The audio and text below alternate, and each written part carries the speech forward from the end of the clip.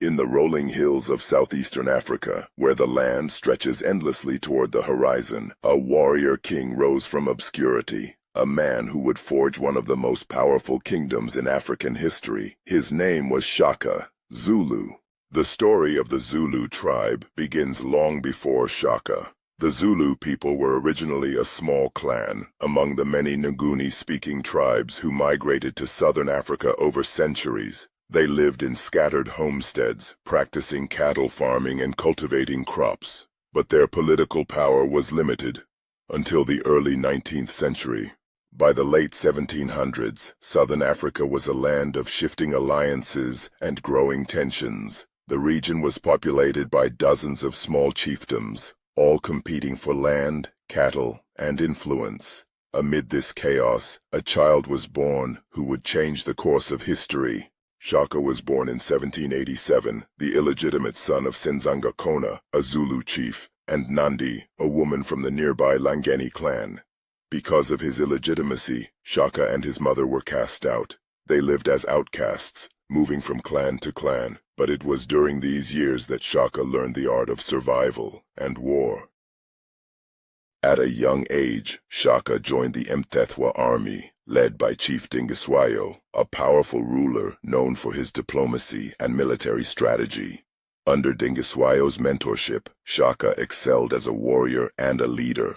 When his father died, Dingiswayo helped Shaka reclaim leadership of the Zulu clan, a clan that, at the time, had fewer than 1,500 people. But Shaka had a vision. He would transform the Zulu from a minor tribe into a dominant kingdom. First, he revolutionized warfare. Shaka replaced the traditional throwing spear, the assegai, with the short stabbing spear, called the ikwa, designed for close combat.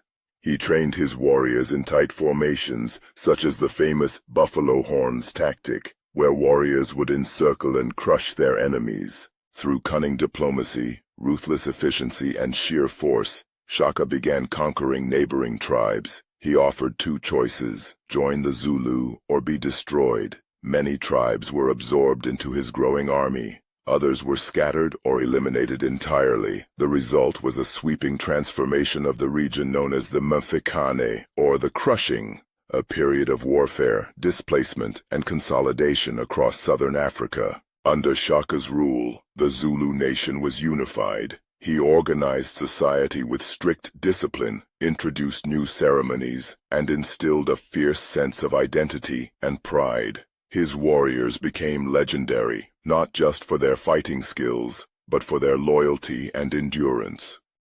But power came at a price. As his empire grew, Shaka became increasingly paranoid and violent.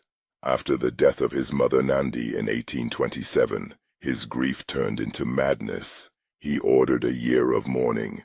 No crops were to be planted, no milk consumed, and thousands were executed for failing to show sorrow.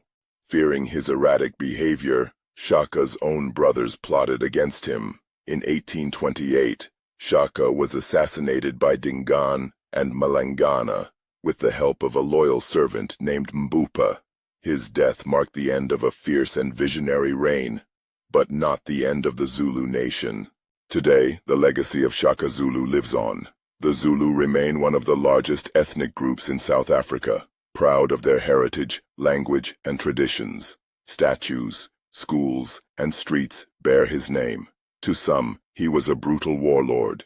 To others, a nation builder and military genius. Either way, Shaka reshaped the destiny of an entire people and etched his name into the history of Africa. This is the story of Shaka Zulu, the warrior who turned a forgotten tribe into a powerful kingdom. A story of resilience, ambition, and transformation. One that continues to echo through the hills of KwaZulu-Natal to this day. That concludes our story. Don't forget to like and subscribe.